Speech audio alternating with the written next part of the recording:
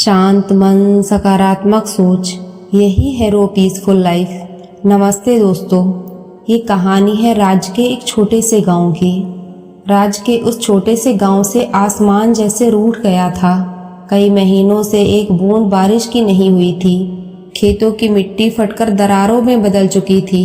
तालाब सूख चुके थे, पेड़ों की पत्तियां झड़ चुकी थीं और सबसे दर्दनाक बात, गांव के लोगों की आंखों में उम्मीद भी सूख चुकी थी। लोग भूख से तड़प रहे थे।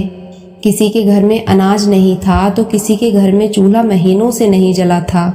हर सुबह गांव में एक ही सवाल गूंजता था, आज खाने को क्या मिलेगा? लेकिन जवाब किसी के पास नहीं था। गांव से थोड़ी ही दूर एक कस्बा था। वहां बड़े बड़े गोदाम अनाजों से भरे थे, लेकिन वह अनाज गरीबों के लिए नहीं था। वहां बैठे थे बनिए, साहूकार और दलाल।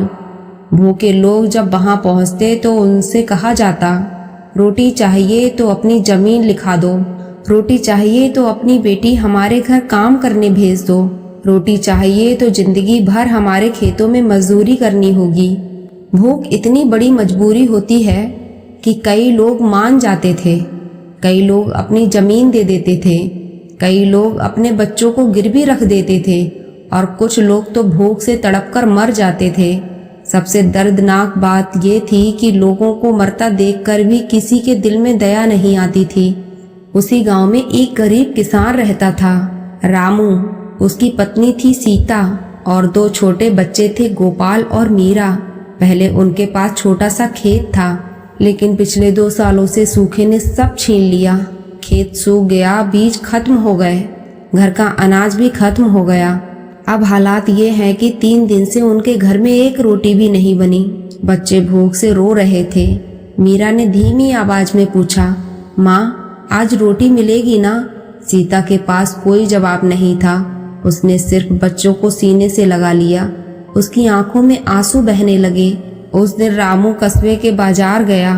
वह जानता था वहां क्या होता है, लेकिन बच्चों की भूख देखकर उससे रहा नहीं गया। वह एक साहूकार के पास गया। साहूकार ने उसे ऊपर से नीचे तक देखा और मुस्कुराकर कहा, क्या चाहिए? रामू बोला, बस थोड़ा सा आटा, बच्चे भूखे हैं। साहूकार हंस पड़ा, आटा मिलेगा, लेकिन कीमत देनी पड़ेगी। रामू बोला, मेरे पास पैसे नहीं है। रामू ने धीरे से कहा। साहूकार बोला, तो फिर अपनी जमीन दे दो। रामू चुप हो गया। वह जमीन उसके बाप दादे की थी, उसकी आखिरी उम्मीद। लेकिन बच्चों की भूख उससे ये भी छीन रही थी। एक और खतरनाक प्रस्ताव।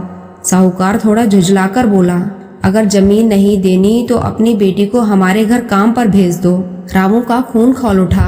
उसने गुस्से से कहा, मेरी बेटी कोई सामान नहीं। साहूकार हंसते हुए बोला, तो फिर भूख से मर जाओ। रामू खाली हाथ घर लौट आया। घर पहुंचते ही बच्चों ने पूछा, पिताजी आटा लाए हो? रामू चुप रहा। सीता सब समझ गई। उस रात चारों बिना खाए सो गए। उस रात रामू नहीं सो पाया। वह सोच रहा था कि सच में उन्हें हार मान लेनी चाहिए। अगली सुबह रामू ने एक फैसला किया। उसने गांव के कुछ लोगों को बुलाया।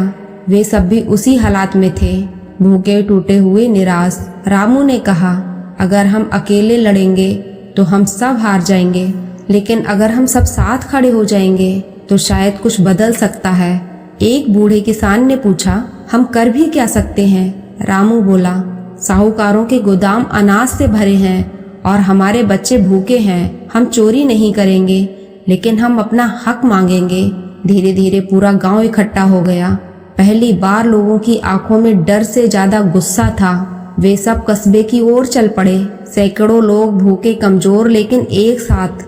जब वे गोदामों के सामने पहुंचे तो साहूकार घबरा गए। उन्होंने पुलिस बुलाने की धमकी दी, लेकिन इस बार गांव वाले नहीं डरे। रामू आगे बढ़ा और बोला, यह अनाज इस धरती से उगा है और ये धरती हमारी है।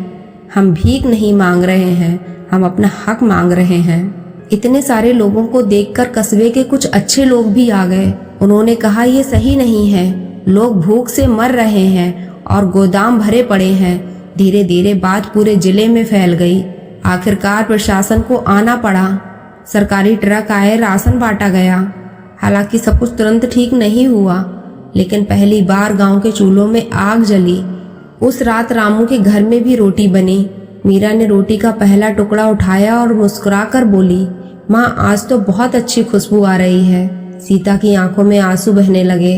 रामू चुपचाप बैठा था। वह जानता था ये सिर्फ रोटी नहीं थी, ये हिम्मत की जीत थी। ये कहानी हमें सीख देती है, भूख इंसान को कमजोर बना सकती है, लेकिन अगर लोग एकजुट हो जाएं तो सबसे बड़ी ताकत भी बन सकती है। कभी कभी सबसे अंधेरी रात में भी उम्मीद की एक छोटी सी चिंगारी हमें रोशन कर सकती है। तो दोस्तों अपनी राय कमेंट में लिखिए। ये कहानी आपको कैसी लगी? अगर आपको हमारी कहानी पसंद आई हो तो हमारे चैनल को लाइक और सब्सक्राइब कर लें, जिससे कि हमारी आने वाली वीडियो आपको आसानी से मिलती रहे। शांत मन, सकारात्मक सोच, यही है रो पीसफुल लाइफ।